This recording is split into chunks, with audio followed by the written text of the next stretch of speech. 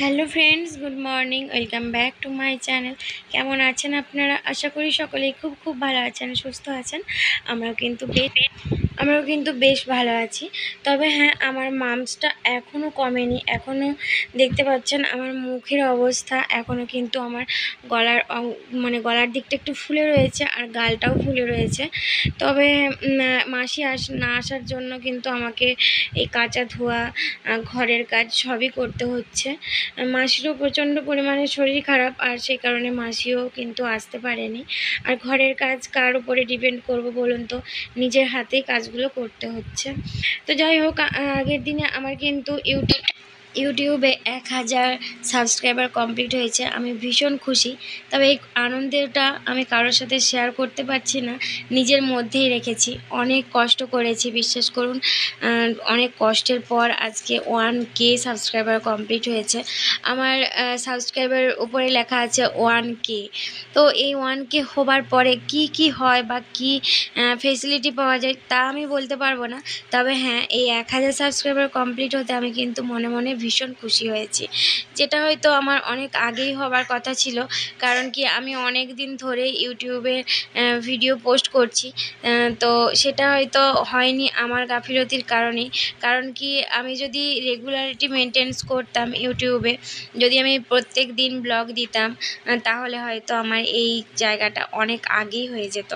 তবে যাই হোক, পরে হলেও আমি কিন্তু বেশ খুশি হয়েছি। আজকে যেহেতু বৃহস্পতিবার, আর আজকে বৃহস্পতিবার মানে আজকে আমাদের বাড়িতে, মানে গৃহস্থ বাড়িতে, আমাদের কেন, গৃহস্থ বাড়িতে অনেক কাজ থেকে থাকে। বিশেষ করে লক্ষ্মী পুজোর ব্যাপার থেকে থাকে, একটা সময়েরও ব্যাপার থেকে থাকে। এই সময়ের মধ্যেই বৃহস্পতিবারের পুজোটা কমপ্লিট করতে হবে।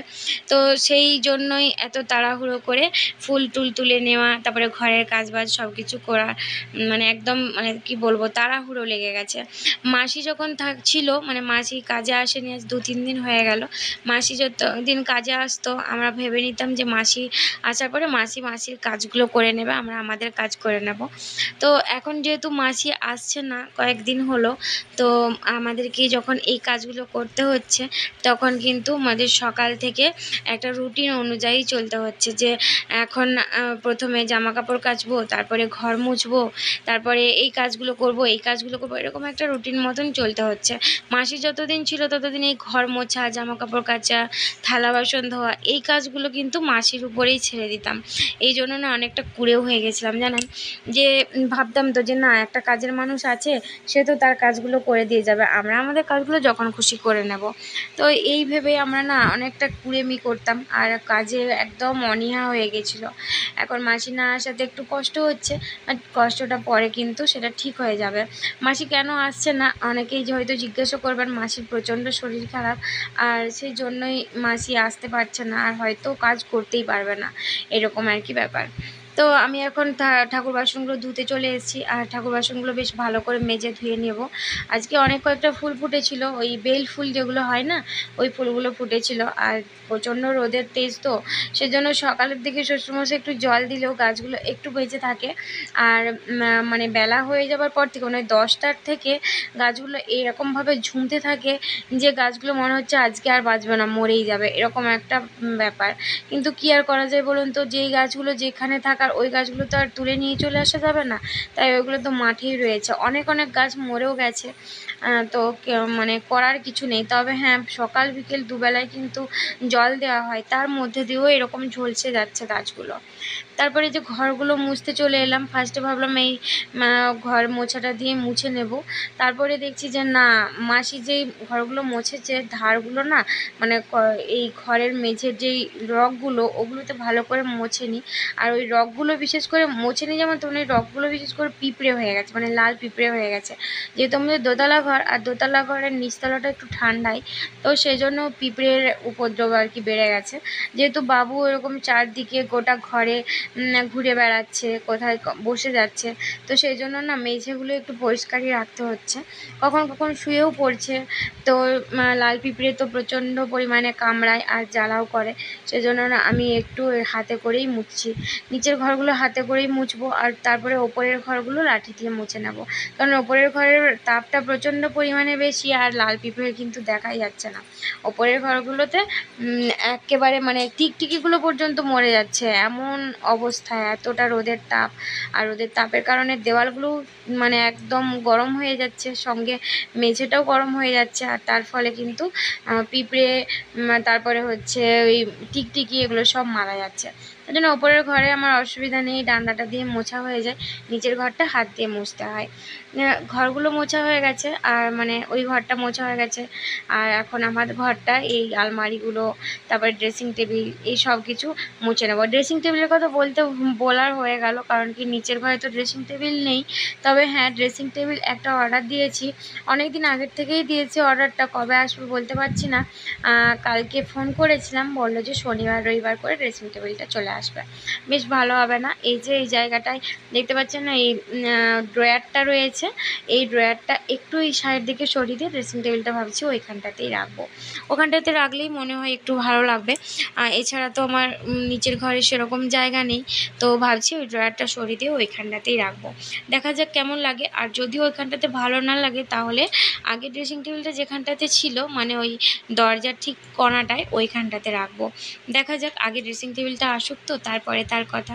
এদিক দিয়ে ডান্নাটাও নিয়ে এসেছি, আর সাথে কিন্তু আমি দেখুন হাতে করেও মুছছি। এই ড্রয়ারগুলো মুছে নিলাম, আর সাথে পাখাটাও একটু মুছে নিলাম। পাখাটা যেহেতু অনবরত দিন রাত চলে জানেন, স্ট্যান্ড ফ্যানটা ওপরে মানে সিলিং ফ্যানটা, এই দুটো ফ্যান কিন্তু অনবরত চলে। তো সেজন্যই আগে আমি ওই পাখাটাকে ভালো করে মুছে নিলাম।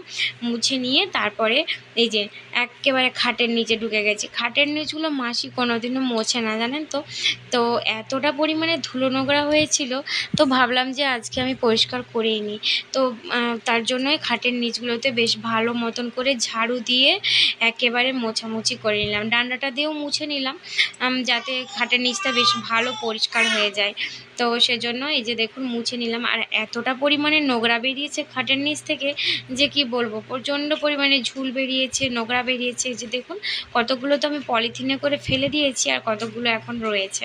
তো এখন এদিকে বাবু ঘুমোচ্ছে, আর বাবু যেহেতু অ্যালার্জির প্রবলেম আছে, সে কারণে আমি চেষ্টা করছি যাতে মানে ধুলোটা না উড়ে। না, ধুলো উড়লে ওর নাকের মধ্যে গেলেই ওর কিন্তু সমস্যা হয়। তবে হ্যাঁ, বাবুকে অন্য রুমে শোয়াবো ভেবেছিলাম, কিন্তু এই রুমে মানে ও ঘুমিয়ে গেছে। আর ওকে তো অন্য রুমে শোয়াতে গেলে ও হচ্ছে উঠে যাবে, সেই ভয়ে না আর ওঠালাম না, এখানেই মানে ওকে শুইয়ে দিলাম। আমি আস্তে আস্তে একটু ভিজে নেকড়া করে মুছে নিলাম। আজকে আর কলিং দিয়ে মুছলাম না, ওই কাপড়টাই বেশ ভালো মতন করে ভিজিয়ে ও ভিজে নেকড়া দিয়ে ভালো মতন করে মুছে নিলাম। এই যে দেখুন, আমার ঘরটা পরিষ্কার করা হয়ে গেছে, ঘরটা মোছাও হয়ে গেল। এত পরিষ্কার লাগছে যে কি বলবো, ভীষণ পরিষ্কার লাগছে জানেন তো। আর এখন আমি বারান্দাটা মুছে নিলাম, আর বারান্দাটাও ডান্ডাটা দিয়ে মুছলাম, যাতে ওই ট্রাঙ্কের নিচ, তারপরে টেবিলের নিচ, এগুলো দিয়ে সুন্দরভাবে মোছা যায়। আর এইটা দিয়ে বেশ ভালো করে মোছা যায় জানেন, ওই নিচেরগুলো মানে খাটের তলা, তারপরে ট্রাঙ্কের নিচ, টেবিলের নিচ, এগুলো এটা দিয়ে বেশ ভালো মোছা যায়। মায়ের ঘরটাও পরিষ্কার করে নিলাম, আর মায়ের ঘরটা আগেও ঝাঁটপাট দিয়ে এখন পরিষ্কার করে নিলাম। তারপরে নিচের ঘরগুলো পরিষ্কার পরিচ্ছন্ন করে চলে এলাম ওপরের ঘরে। ওপরের ঘরটা কার জন্য ফেলে রাখবো বলুন তো? মাসি তো 2-3 দিন আসেনি, আর মাসি কবে আসবে, নিচের ঘর পরিষ্কার করবে, আমি ওপরের ঘর পরিষ্কার করব, এটা বললে তো আর হয় না। এখন গরমের জন্য না সকালের দিকেও জানলাগুলো খোলা থাকছে, আবার বিকেল থেকে একেবারে রাত অবধি জানলাগুলো খোলা থাকছে। রাত্রিবেলায় জানালা বন্ধ করে নিচে নামি ওপরের ঘরে। তো সেজন্য ওপরের ঘরে যত ধুলো, যত মাঠের মাটি, সব কিন্তু ওই ঘরের মধ্যে চিটে চিটে যাচ্ছে, খাটের, তারপরে ড্রেসিং টেবিলে, আলমারিতে, চারিদিকে যেন কেমন একটা ডাস্ট আর ধুলো মানে বসে বসে যাচ্ছে। সেজন্য না মুছলেও নয়, ভাবলাম যে না, একটু হয়তো পরিশ্রম হবে, কিন্তু পরিশ্রম হলেও আমার জিনিসপত্রগুলো কিন্তু পরিষ্কার পরিচ্ছন্ন থাকবে। সেজন্য ওপরের ঘরেও একটু কষ্ট করে চলে এলাম মোছার জন্য। এদিকে মাম্মাম তো চলে গেছে স্কুলে, মাম্মামের পরীক্ষা হচ্ছে, আর ওর ওই পরীক্ষাটা শেষ হলেই হয়তো কয়েকটা দিনের জন্য স্কুলটা ছুটি পড়বে। প্রচণ্ড গরম তো। তবে হ্যাঁ, আমার ইচ্ছে নেই ওর স্কুল ছুটি পড়ুক, কারণ কি, স্কুল ছুটি পড়লে না ঘরের মধ্যে প্রচণ্ড পরিমাণে তাণ্ডব করবে জানেন। দুজনে মিলে প্রচুর পরিমাণে বদমাইশি করবে। ছোটোটাও এখন খুব বদমাশ হয়েছে, তো ভাই বোনে তো মানে একটুতেই ঝগড়া লেগে যাচ্ছে। আর সেটা হয়তো অবিশ্বাস্য করো। অনেকেই বলবে 1.5 বছরের বাচ্চা এখন থেকে ঝগড়া করছে, প্রচণ্ড পরিমাণে রাগ ওর, আর কিছু না দিলে ও না খুব চিৎকার চেঁচামেচি করে। সেজন্য আমি দুজনকে নিয়ে একেবারে হিমশিম খেয়ে যাচ্ছি, মানে চোখের জলে নাকের জলে বলে যাকে বলে। তো এখন আমি এই ঘরের সমস্ত কিছু আসবাবপত্র মুছে নিলাম। আর এই ওয়াশিং মেশিনটার অবস্থা দেখুন, ওয়াশিং মেশিনটা না 2-3 দিন হলো পরিষ্কার করা হয়নি, মোটে 2-3 দিন, তার মধ্যেই এতটা পরিমাণে ধুলো হয়ে গেছে। আর এদিক দিয়ে আমি দেখুন এদেরকেও পরিষ্কার করে নিলাম, একটু ঝেড়ে দিলাম। তারপরে এই হোম থিয়েটারটাও পরিষ্কার করে নিলাম। হোম থিয়েটারের জায়গাটাতে ভাবছি যে একটা কাপড় দেবো, কিন্তু দিয়েওছিলাম, একটা ওড়না দিয়েছিলাম, ভালো লাগছিল না জানেন তো। তাই ভাবলাম এই হোম থিয়েটারের জায়গাটা একটু সময় করে কালার করে দেবো। একটু মানে উডেন কালার যেটা হয় সেই কালারটা করে দিলে দেখতে ভালো লাগবে, তো তাতে অসুবিধে হবে না। তো সেই জন্যই এখন প্রচণ্ড গরমের জন্য এই এক্সট্রা কাজগুলো একদমই করতে পারছি না। সময় থাকলে পরে যেদিনে হয়তো সময় পাবো অনেকটা, সেই দিনে এই কাজগুলো করে নেব।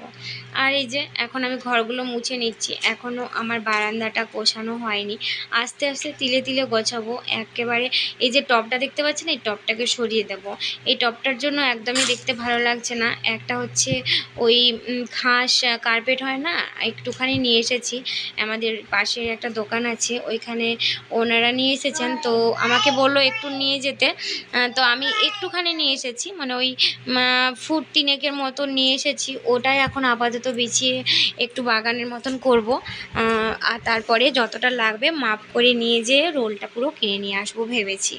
তো দেখা যাক, সেটা তো সময় বিশেষে করব, সেটা তো আপনারা সাক্ষী থাকবেনই। তো এখন আমার এই পাপোশগুলোও পরিষ্কার করা হয়ে গেল, এখন আমি এগুলো মিলে দিলাম। আর এরপরে যাব স্নানে। মাম্মাম এখনও আসেনি, মাম্মাম আসার আগে আমি স্নানটা করে নেব। আর এই যে দেখুন এগুলো আমি পরিষ্কার করে নিচ্ছি, মানে বারান্দাটা একেবারে পরিষ্কার করে নিচ্ছি। আলনাটা এদিকে সরিয়ে দিলাম, কেমন হয়েছে অতি অবশ্যই বলবেন। আজকের ব্লগটা এই অবধি, আবার এই নেক্সট ব্লগে আপনাদের সাথে দেখা।